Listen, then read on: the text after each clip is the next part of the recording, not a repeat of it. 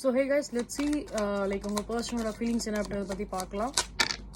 Okay, I just dream and wish for every thing. So இந்த பர்சனோட சைட்லேருந்து பார்க்குறப்ப நிறைய விஷயங்கள் இவங்க வந்து ட்ரீம் பண்ணுற மாதிரி, ஸோ ரியாலிட்டிலேயுமே வந்து நிறைய விஷயங்கள் நடக்கணும் அப்படின்றது அவங்களோட எதிர்பார்ப்பாக இருக்குது.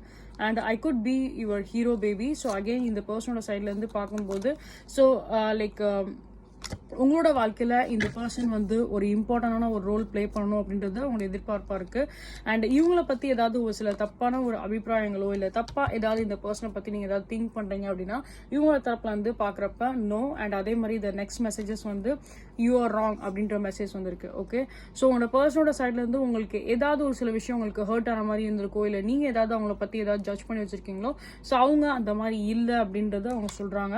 அண்ட் ஓவரால் இந்த பர்சனோட சைட்ல இருந்து பாக்குறப்போ நிறைய இந்த பர்சன் வந்து உங்களை பத்தி ட்ரீம் பண்ண தான் செய்யறாங்க இந்த ரிலேஷன்ஷிப்பை பேஸ் பண்ணியும். ஸோ அவங்க ரொம்ப பாசிட்டிவா இருக்காங்க அப்படிதான் சொல்ல முடியும் இந்த கனெக்ஷன்ஸை பார்க்கும்போது.